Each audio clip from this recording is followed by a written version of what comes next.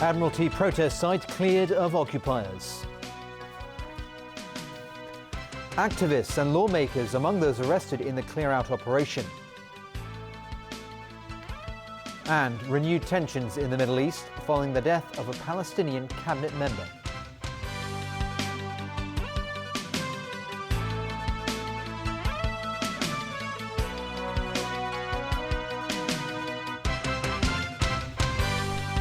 Good evening. Authorities have been clearing the Occupy protest site in Admiralty for much of the day, 75 days after the movement began.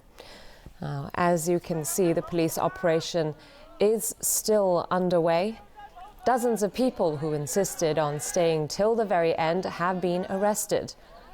Among them, student leaders, as well as current and former legislators from the pan-democratic camp. This came after bailiffs cleared part of the protest site earlier in the day in accordance with an interim court injunction. So far, no major clashes have been reported. And police have said that after the Admiralty main site is cleared out, they will make plans to reopen the remaining occupied road in Causeway Bay at an appropriate time. Around 1:30 this afternoon, the police announced they will begin clearing Harcourt Road in half an hour's time. From now till the commencement of the operation, any persons in the illegal occupied areas are free to leave. After this half an hour's time, police will lock down the occupied area. Officers then began surrounding the Admiralty protest site. They set up cordons around Tamar Park while forming a human chain on Tinmay Avenue. Please leave immediately in an orderly manner. But some demonstrators insisted on staying. This man called on the government to reflect on the situation. This elderly woman said she's out to support the students, saying they've done so much for her in Hong Kong. About an hour later, officers began moving in. Some walked up the flyover on Connaught Road Central to remove protesters' tents, many of which were empty.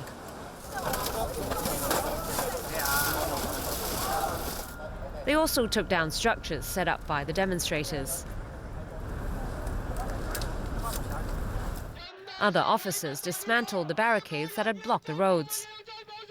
A group of people staged a sit-in protest, insisting on resisting in a non-violent way till the end as part of their civil disobedience action. If the government decides to keep pushing a fake proposal and sell it to Hong Kong people, civil disobedience action will be repeatedly happen in Hong Kong, because we would not choose to cooperate with an unauthorized government. After giving repeated warnings for protesters to leave, the police announced shortly after 4 p.m. they would start arresting them. Police will now take arrest action. Please cooperate. Stand up, resist, or they will hurt yourself or others. One by one, the protesters were either led or carried away by police. Officers searched each demonstrator and recorded their personal information before sending them onto police vans. Those remaining kept their arms linked as they continued chanting slogans calling for universal suffrage. Those arrested included members of the Hong Kong Federation of Students, current pan-democratic lawmakers,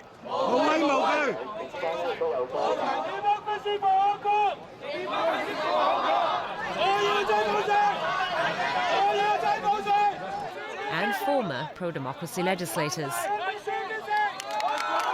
Others taken into custody included Nix Media chairman Jimmy Lai and singer Denise Ho.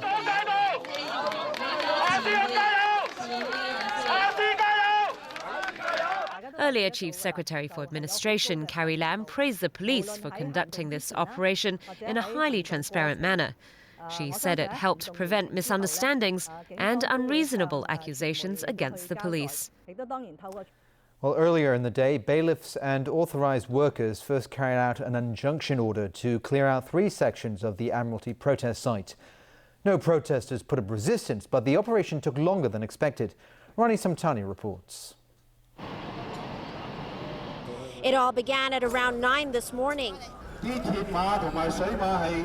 Paul Te, the legal representative of the bus company that sought the injunction, arrived with a team of bailiffs and authorized workers and read out the court order at the 3 sections involved. The police were there in case assistance was needed. Bailiffs are authorized by the court to execute the court order. Any acts of obstructing their work will amount to criminal contempt to court. Many protesters decided to leave.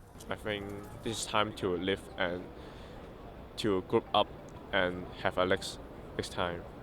That would just be the beginning of a new progress. Whether they want democracy or not, whether this Occupy Central movement is good or not, I think it is a very good education debate for all the people in Hong Kong. Bailiffs and authorized workers began clearing out a section on Connaught Road Central at around 10:30 a.m. It took quite some time to cut through the chains, plastic cords, and plastic wrap that bound all the barriers together. The clearance of the 3 areas covered by the injunction was largely smooth, as protesters had already left voluntarily. There was a slight hiccup when People Power lawmaker Albert Chan questioned whether the bailiffs had followed proper procedure at the area outside the local headquarters of the People's Liberation Army.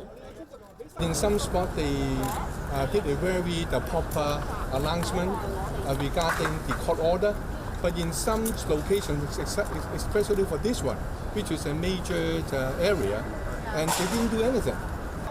But he moved aside shortly afterwards, and the bailiffs continued their work. After the bailiffs removed most of the barricades on Connaught Road Central, several rubbish trucks were brought in to remove all of the rubbish and obstacles that were left on the road. But given the enthusiasm of the media involved, the time taken for us to access to the barricades was a little bit more than we expected, but we done what we could. The execution of the injunction order was expected to take about 1.5 hours, but it was not until shortly after, before 1 p.m., that the job was completed. Ronnie Samtani, TVB News. Before the police began clearing out the Admiralty-occupied site, officers arrested 4 activists near their homes overnight and today. Among them is Civic Passion's Wong Yeung Tat, who was arrested this afternoon near his home for 59 counts of unlawful assembly. Student Front's Alvin Zheng, League of Social Democrats Vice Chairman Wong Ho-ming, and People Power's Anthony So were also arrested near their homes on suspicion of participating and inciting others to take part in an unlawful assembly. Calls for prosecutions are growing following the release this week of a U.S. Senate investigation report detailing CIA torture practices.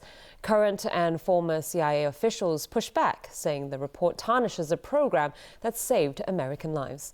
Alan Bugnier reports.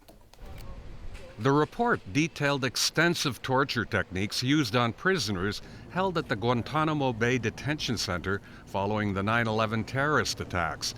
They included waterboarding, slamming detainees against walls, confining them to small boxes, long periods of isolation, and threatening them with death.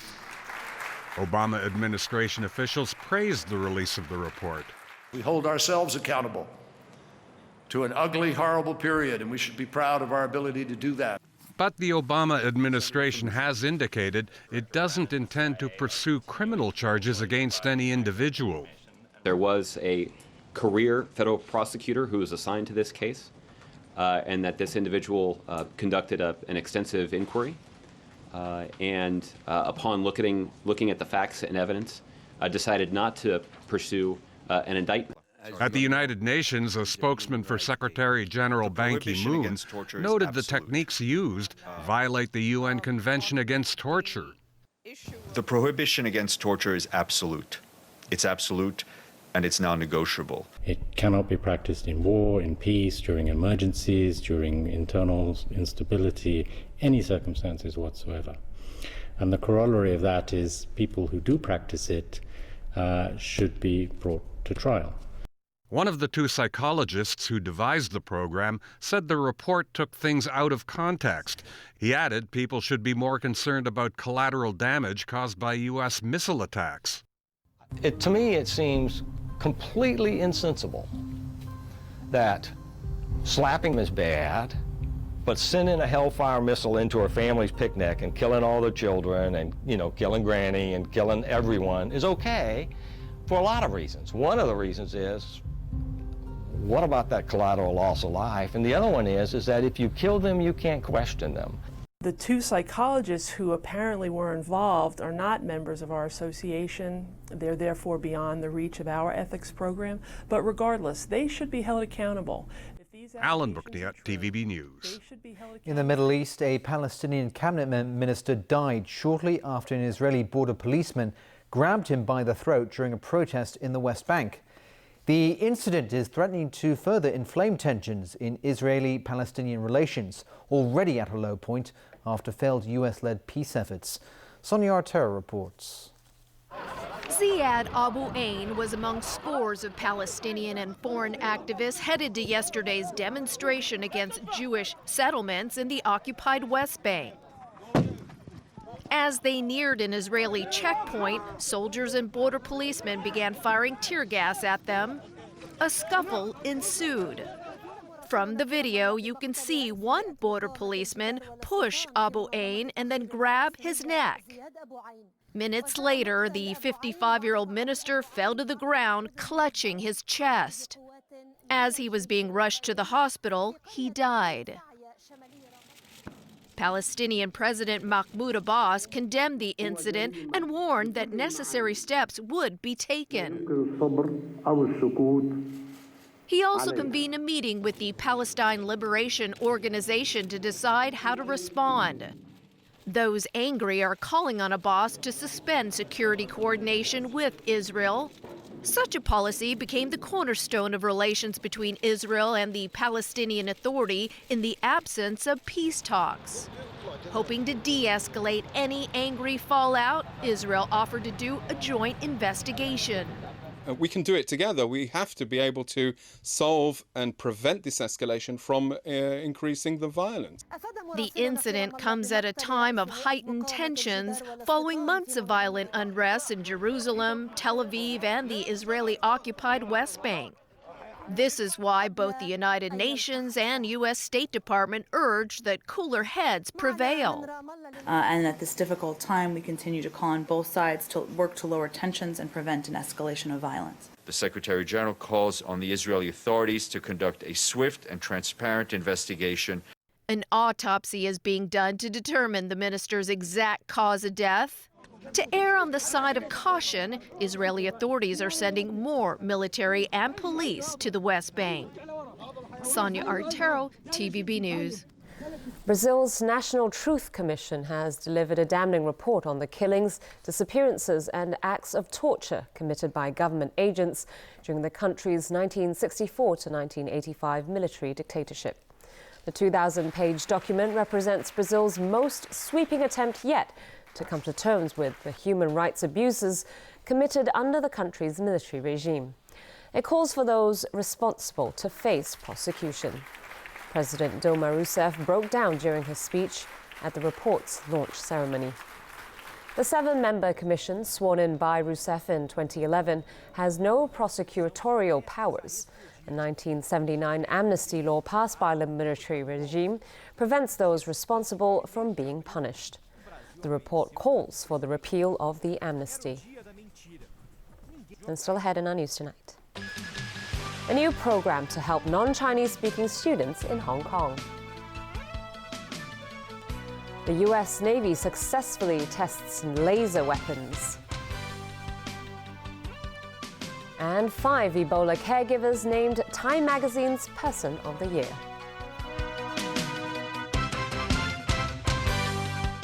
Next on 60 Minutes, what happens when 100 million tons of coal ash waste spills into a river? Already a billionaire for creating an innovative cancer drug, this doctor aims to one day conquer the disease. Saturday night, 60 Minutes at 6:30 on Pearl.